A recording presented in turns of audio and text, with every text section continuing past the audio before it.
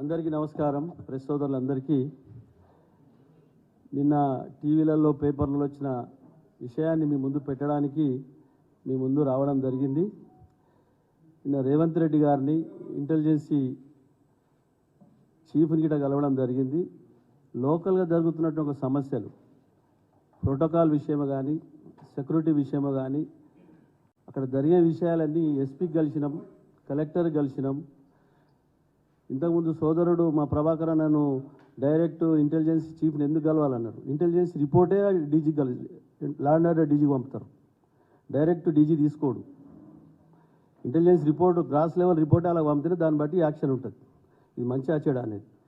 ఎందుకంటే మేము రేవంత్ రెడ్డి గారిని నిన్న కలుసుకోవడం ఒకటేసారి కాదు, ఇంకా 100 సార్లు కలుస్తాం. తప్పేంటిది? మొన్న రేవంత్ రెడ్డి గారు మోదీ గారిని సెంట్రల్ మినిస్టర్ అందరూ కలిసిండు. రాష్ట్ర అభివృద్ధి కోసం, మా నియోజకవర్గ అభివృద్ధి కోసం 100 సార్లు కాదు 1000 సార్లు కలుస్తాం. తప్పేంటిది? తప్పకుండా కలుస్తాం. వారు ఇచ్చిన వాగ్దానాలను ప్రజలకు ఇచ్చే రీతిలో మేము ఫైట్ చేస్తాం. కేసీఆర్ గారు మేము హ్యాట్రిక్ ఎమ్మెల్యే కావడానికి 3 సార్లు నాకు బీఫామ్ ఇచ్చి మా మీద పూర్తి నమ్మకం విశ్వాసం ఉంది. మాకున్నది మాకు వాళ్ళ మీద ఉన్నది కేసీఆర్ మీద.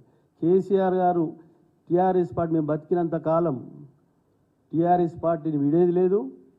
ప్రజలు మమ్మల్ని ఎన్నుకోబడ్డ ప్రజలు, నియోజకవర్గ ప్రజలు మినీ ఇండియాగా మారి ఉన్న పటంచెరు నియోజకవర్గ ప్రజల కోసం ఎక్కడికైనా పోతాం, ఏమైనా చేస్తాం, డబ్బులు తీసుకొస్తాం, అభివృద్ధి చేస్తాం. కాబట్టి దానికి ఎక్కడ శంకించవలసిన అవసరం లేదు. దయచేసి నిన్న వచ్చిన వార్తలన్నీ ఖండిస్తూ ఉన్నాం. తప్పకుండా తెలంగాణ రాష్ట్రం 2014 వచ్చిన నుంచి 2023 వరకు ఏ విధంగా అభివృద్ధి జరిగింది, పక్క రాష్ట్రంలో మనతో విడిపోయిన రాష్ట్రం ఏ విధంగా జరుగుతూ ఉన్నది సార్ గమనించండి. మీరు అనవసరమైన కాంగ్రెస్ నేతలు, బడా నేతలు, పెద్ద నేతలు అందరిలో టీఆర్ఎస్ కాంగ్రెస్లో కలుస్తున్నారని చెప్పి ఓగానాలు రాస్తే కుదరదట్లా. తప్పకుండా నియోజకవర్గ ప్రజల కోసం రేపు రాబోయే పార్లమెంట్ ఎలక్షన్లో బ్రహ్మాండమైనటువంటి మెజార్టీతో గులాబీ జెండా ఎగరేయబోతూ ఉన్నాం. అధిష్టానం ఎవరికి టికెట్ ఇచ్చినా భారీ మెజార్టీ 3 నుంచి 4 లక్షల మెజార్టీతో గెలిపించబోతూ ఉన్నాం.